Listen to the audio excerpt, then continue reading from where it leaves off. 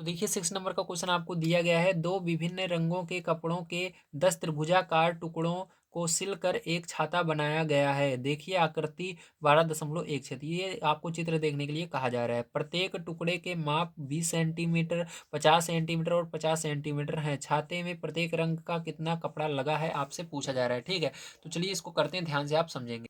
तो देखिए इसके अंदर जैसा कि आपने देखा, आपको बताया भी गया है, छाते में दो रंग हैं। ठीक है, इसलिए प्रत्येक रंग के कितने कितने टुकड़े होंगे, वेरी गुड, पांच पांच होंगे। टोटल 10 टुकड़े हैं। पांच टुकड़ा एक कलर का होगा, पांच टुकड़ा अलग कलर का होगा। ठीक है, दो कलर के रंग, दो रंग हैं, एक अलग रंग का, पांच टुकड़ा अलग रंग का होगा, पांच टुकड़ा अलग रंग का होगा। ठीक है, अब आगे देखिए, प्रत्येक टुकड़ा एक समद्विबाहु त्रिभुज को निरूपित करता है। और जो इसके अंदर आपको चित्र दिख रहा है, ठीक है, बुक में, ये क्या है, एक समद्विबाहु त्रिभुज है। आप देख लीजिए स्वयं, ये समद्विबाहु त्रिभुज है। समद्विबाहु त्रिभुज में क्या होता है, सामने सामने की भुजाएं बराबर होती हैं, तो जितना ये है उतना ये भी है, जितनी लंबाई इसकी है उतनी इस वाले की भी है। ठीक है, जितनी लंबाई इस वाले की है इस साइड की, उतनी इधर की भी है। ठीक है, तो चलो यहाँ पर हम लिखेंगे, ध्यान से समझना है आपको क्या लिखना है। तो यहाँ पर लिखेंगे, माना ए बराबर 20 सेंटीमीटर। ठीक है, उसके बाद आप लिखेंगे बी बराबर 50 सेंटीमीटर। क्या लिखेंगे, 50 सेंटीमीटर। तथा सी बराबर क्या होगा आपका, सी बराबर आपका 50 सेंटीमीटर ही होगा, क्योंकि मैंने बताया आपको ये समद्विबाहु है। समद्विबाहु में आमने सामने की भुजा बराबर होती हैं। ठीक है, तो यहाँ पर 50 ही रहेगा। अब ध्यान से देखना, इसका अर्ध परिमाप निकालेंगे, तो चलिए अर्ध परिमाप निकाल लेते हैं। तो अर्ध परिमाप बराबर हो जाएगा आपका ए प्लस बी प्लस सी बटे में 2। ठीक है, तो ए का मान कितना है, 20 है, बी का मान कितना है, 50 है, फिर सी का मान 50 है। ठीक है, बटे में 2। फिर आगे देखिए, इधर जोड़ लेना है इसको, 50 50 100 और 20 120 बटे 2। भाग दे देना, तो कितना आ जाएगा, 60 आ जाएगा सेंटीमीटर में। ठीक, किसमें आ जाएगा, सेंटीमीटर में आ जाएगा आपका। तो हमको पता चल गया यहाँ पर अर्ध परिमाप मतलब यस का मान क्या आ गया, 60 सेंटीमीटर आ गया। कितना आ गया, 60 सेंटीमीटर आ गया पैरचों। ठीक है, तो चलो हमने यहाँ से क्या किया, यस का मान निकाल लिया है। अब देखो इसके बाद हम क्या कर देंगे, एक त्रिभुजाकार एक टुकड़े का क्षेत्रफल सबसे पहले निकालेंगे। ठीक है, तो चलो यहाँ पर हम निकाल लेते हैं, ध्यान से देखना। तो यहाँ पर लिखेंगे अब अब अब एक त्रिभुजाकार त्रिभुजाकार टुकड़े का क्षेत्रफल, टुकड़े का क्षेत्रफल। ठीक है, उसके बाद आपको हिरोन का सूत्र यहाँ पर लगा देना है पैरचों। तो क्या होता है फॉर्मूला आपका, यहाँ पर अंडर रूट के अंदर होता है यस, यस माइनस ए, यस माइनस बी और यस माइनस सी होता है। ठीक है, ध्यान से देखना है। इसके बाद पैरचों क्या करना है आपको, यहाँ पर आपको यस का मान लिखना है। तो यस का मान 60 है, फिर उसके बाद 60 माइनस ए का मान क्या है बताइए, ए का मान 20 है, तो 20 लिखेंगे। फिर यहाँ पर यस का मान क्या है, 60 है, फिर बी का मान क्या है, 50 है, फिर यस का मान क्या है, 60 है, फिर सी का मान भी आपका 50 है। ठीक है, तो 50 लिख देना। अब यहाँ पर क्या करेंगे, इसको सॉल्व करेंगे। अगर आप इसको सॉल्व करते हो तो 60 का 60 ही रहेगा, गुणा यहाँ पर 60 में से 20 जाएगा तो 40 आ जाएगा, गुणा यहाँ पर 10 आ जाएगा, गुणा यहाँ पर भी 10 आ जाएगा। ठीक है, तो ये आ गया। अब देखो इसके बाद क्या करना है आपको, ध्यान समझना है यहाँ पर। ठीक है, तो यहाँ पर क्या हो जाएगा आपका, देखो यहाँ पर आपका 6 धामा 60, तो 6 अलग हो जाएगा, 10 अलग हो जाएगा। यहाँ से देखिए 4 धामा 40, तो 4 अलग हो जाएगा, 10 अलग हो जाएगा, गुणा 10 गुणा 10। ठीक है, और भी इसको छोटे भाग में तोड़ सकते हो। 6 को आप 2 तिहाई 6 होता है, तो 2 अलग हो जाएगा, यहाँ से 3 अलग हो जाएगा, गुणा यहाँ पर 10 तो रहने दीजिए, ये 2 दूनी 4, 2 अलग हो जाएगा, 2 अलग हो जाएगा, गुणा यहाँ पर 10 3 बार है, तो 10 3 बार हमने लिख दिया गुणा लगाकर। ठीक है, अब देखो यहाँ पर कौन सी चीज़ 2 बार है, तो देखो 2 एक बार 2 बार, तो 2 यहाँ से ये बाहर निकल जाएगा। ठीक है, अब देखो यहाँ पर 3 है, 3 कहीं पर और है नहीं है, यहाँ पर 10 है, 10 कहीं पर है, हाँ, एक बार यहाँ पर है, एक बार यहाँ पर है। ठीक है, तो 10 भी यहाँ से बाहर निकल जाएगा।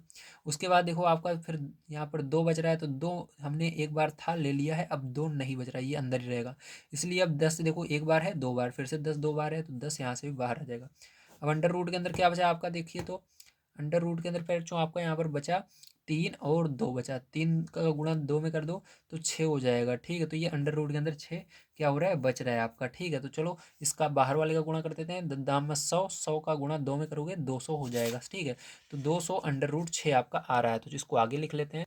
तो फिर जो यहाँ पर हम लिखेंगे, हमारा आया 200 अंडर रूट 6, ठीक है।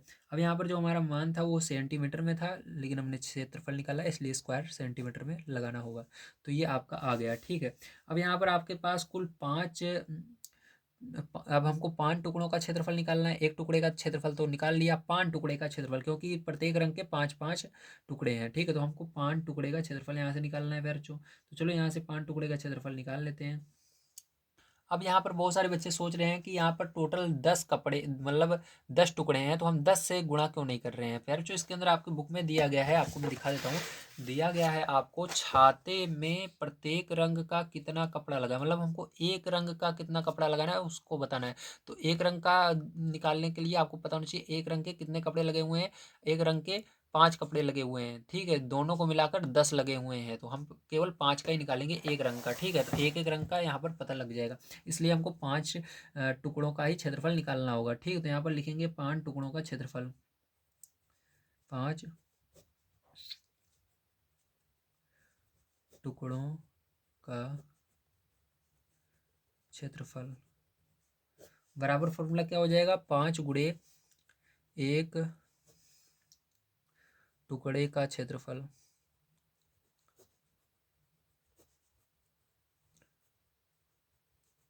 तो अभी हमने एक टुकड़े का क्षेत्रफल निकाला है, तो यहाँ पर 5 गुणा 200 √6 अभी हमने निकाला आपके सामने। तो गुणा कर दो, 5 दूना 10, तो यहाँ पर 1000 हो जाएगा √6, ठीक है। तो सेंटीमीटर स्क्वायर, यही क्या हो जाएगा, इसका करेक्ट आंसर हो जाएगा बच्चों। अगर आपके ये √6 नहीं आ रहा है तो इसका मान रख देना, तो यहाँ पर हो जाएगा 1000 गुणा, इसका मान होता है 2.44, ठीक है। तो गुणा करोगे बच्चों तो आपका आ जाएगा यहाँ पर आपका, अगर इसके हमारे पास देखो यहाँ पर 1 2 3 जीरो है, तो हमको कम से कम इसके दशमलव के बाद 3 जीरो तक इसको ले जाना पड़ेगा। तो इसके अंदर और दशमलव के आगे ले जाओगे तो 9 4 आता है पैर, ठीक ध्यान रखना। ऐसे ये बढ़ता जाएगा। अब देखो इसके अंदर क्या होता है, जब गुणा होता है, ठीक है, तो दशमलव जो होता है हमारा किधर भागता है, हमारा दाईं तरफ जाता है, ठीक है। अगर भाग देते हैं तो ये बाईं तरफ दशमलव जाता है। तो यहाँ पर देखो जीरो है, आपको ध्यान रखना है, जब जीरो का गुणा होता है, ठीक है, तो क्या होता है, दशमलव हमारा दाईं तरफ जाता है। तो यहाँ पर देखो एक आगे होना चाहिए, ध्यान रखना कभी भी जब हो रहा है, या एक नहीं है तो कोई और संख्या रहेगी तो उसका गुणा होगा, एक इसलिए माना जाता है।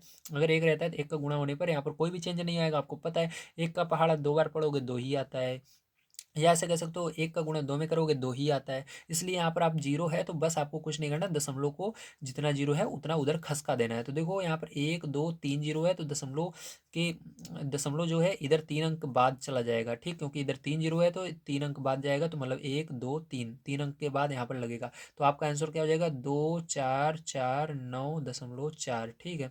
और सेंटीमीटर स्क्वायर ये आएगा। तो इसमें से कोई एक आंसर आने वाला है, आपका ये आ रहा है तो आपको लिख देना है, ठीक है। तो लास्ट में इस तरह से लिख दीजिएगा, अतः प्रत्येक रंग का 1000 √6 सेंटीमीटर स्क्वायर कपड़ा लगेगा, ठीक है बच्चों। तो चलिए चलते हैं इसके बाद नेक्स्ट क्वेश्चन पर, देखते हैं क्या है उसको भी करते हैं।